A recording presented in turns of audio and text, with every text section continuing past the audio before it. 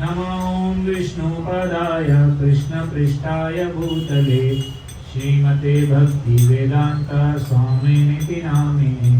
नमस्ते सरस्वती देवे गौरवाणी प्रचारिणे निर्विशेष शून्यवादी पाश्चात्य देशकारिणे। नमो महावदनाय कृष्ण प्रेम प्रदायते कृष्णाय। कल नरसिंह चतुर्दशी थी, भगवान श्री नरसिंह देव का प्राकट्य दिवस था कल। और आज किसी को पता क्या है? बुद्ध पूर्णिमा। आज बुद्ध पूर्णिमा तो है, उसके साथ साथ आज दो तो एक बहुत हमारी जो आचार्य प्रणाली है, हमारी जो शिक्षा परंपरा है, उसमें दो बहुत महान आचार्य हुए हैं। एक तो श्री माधवेंद्रपुरी और एक श्रीनिवास ठाकुर। इन दोनों का आज आविर्भाव दिवस है, उनका जन्म दिवस है। और दूसरा, आज आपने सुना होगा राधा रमन जी, नाम नहीं है आपसे? राधा रमन जी का भी आज ही प्राकट्य दिवस है। तो इस तरह से ये दो दिन हमारे लिए बहुत ही विशेष है। तो वो तीन ही कारण होते हैं जिस कारण भगवान यहाँ पर आते हैं। सबसे पहला, विनाशाय च दुष्कृतम, यानी कि अपने जो भक्त हैं, सबसे पहला परित्राणाय साधूनाम, यानी कि जो साधु हैं, उनके भक्त हैं, उनकी रक्षा करने के लिए। दूसरा है विनाशाय च दुष्कृतम, यानी दुष्टों का संहार करने के लिए। और तीसरा है धर्म संस्थापना, यानी धर्म की स्थापना करने के लिए। ये तीन ही कारण है भगवान के इस धराधाम पर। तो हमारा चित्त इतना, हम अपने चित्त को शुद्ध कर लें। चित्त को शुद्ध करने का माध्यम क्या है? श्रवण, भगवान का श्रवण और भगवान का कीर्तन। इन दो चीजों के माध्यम से हम अपने चित्त को शुद्ध कर सकते हैं। और जब चित्त शुद्ध हो जाएगा तो स्वयं ही भगवान अपने आप प्रकट होंगे। जैसे कि अब हमारे घर में कोई मेहमान आने वाला हो, या अब देखिए, अब जैसे हमने ये डिसाइड किया कि यहाँ पर एक मंदिर जैसा वातावरण हो, सब कुछ हो, तो हमने कितना डेकोरेट किया, सब कुछ किया, पैसा खर्च किया, सब काम किया।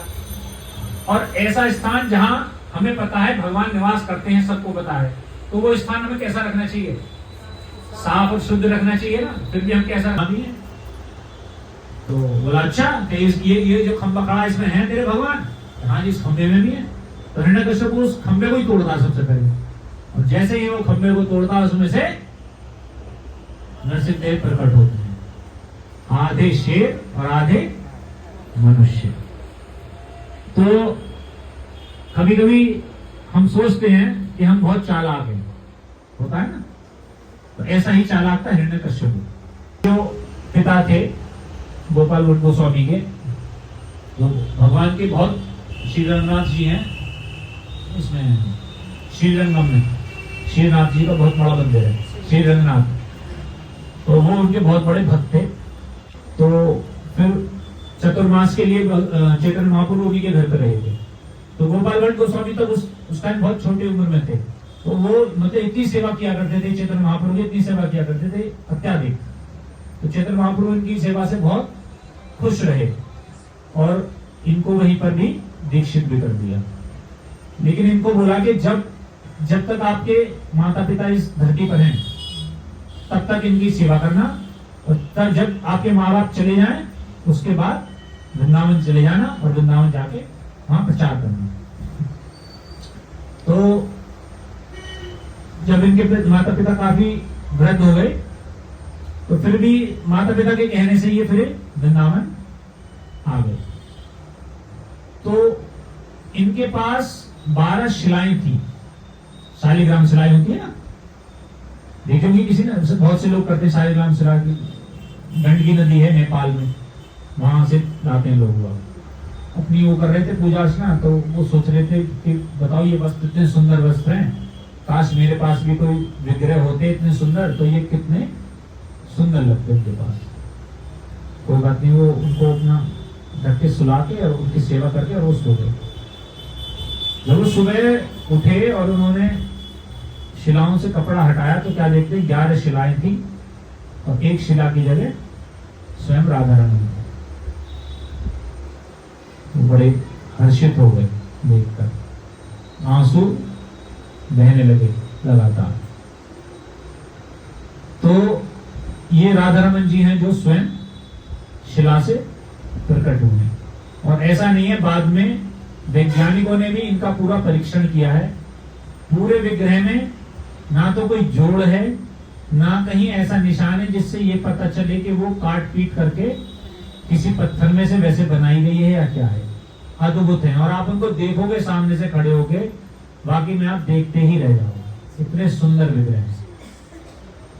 तो आज उनका प्राकट्य दिवस है, बहुत ही महान दिन है आज। और उसके बाद एक बार इसको छोड़ देते हैं। इससे जो अगला मन का होता है, ये वाला, यहां से शुरू करते हैं। तो सबसे पहले बोलते हैं पंचतत्व मंत्र। हमारे पांच मेन आचार्य हैं, हम उनका नाम लेते हैं पहले। और उनका नाम इसलिए लेते हैं, उनसे प्रार्थना करते हैं कि हम माला करते में हमसे कोई त्रुटि ना हो, और भूलवश कोई त्रुटि भी हो तो उसे हमें क्षमा करें। तो यहां से हम शुरू करते हैं।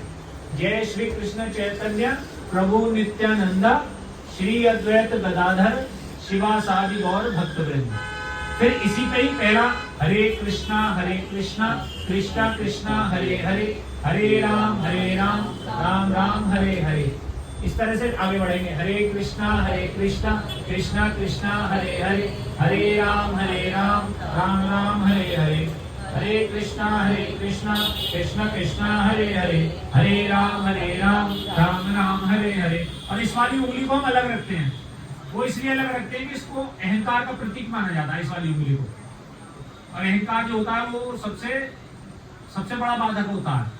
भक्ति में जो होता है वो सबसे बड़ा बाधक ये होता है। मैं माला क्यों, माला खत्म हो गई मेरा क्या। कृष्णा कृष्णा हरे हरे, हरे राम राम राम हरे हरे, हरे कृष्णा कृष्णा कृष्णा हरे हरे, हरे राम राम राम हरे हरे, हरे कृष्णा कृष्णा कृष्णा हरे हरे, हरे राम राम राम हरे हरे, हरे कृष्णा कृष्णा कृष्णा हरे हरे, हरे राम राम राम हरे हरे, हरे कृष्णा कृष्णा कृष्णा हरे हरे, हरे राम राम राम हरे हरे, हरे कृष्ण कृष्ण कृष्ण हरे हरे, हरे राम कृष्ण हरे हरे, हरे राम राम राम हरे हरे, हरे कृष्ण कृष्ण कृष्ण हरे हरे, हरे राम राम राम हरे हरे, हरे कृष्ण कृष्ण कृष्ण हरे हरे, हरे राम राम राम हरे हरे, हरे कृष्ण कृष्ण कृष्ण हरे हरे,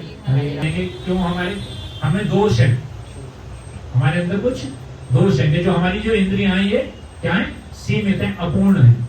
इन्हीं के कारण क्या हो जाते हैं, भ्रमित हो जाते हैं।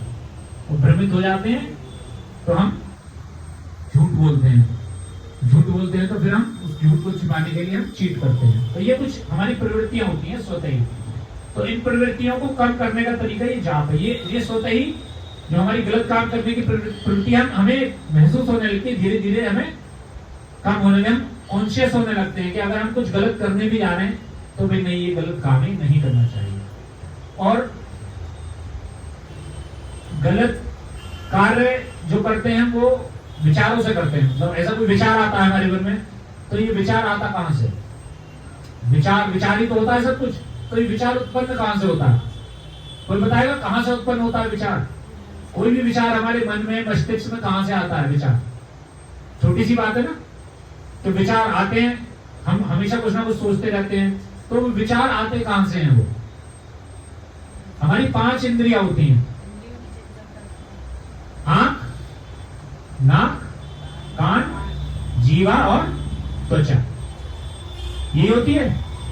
जो ही ये इंद्रियां भौतिक किसी भी पदार्थ के संपर्क में आती हैं, तुरंत एक विचार उत्पन्न होता है। आंखों ने कुछ देखा, एक विचार हुआ, ठीक है ना।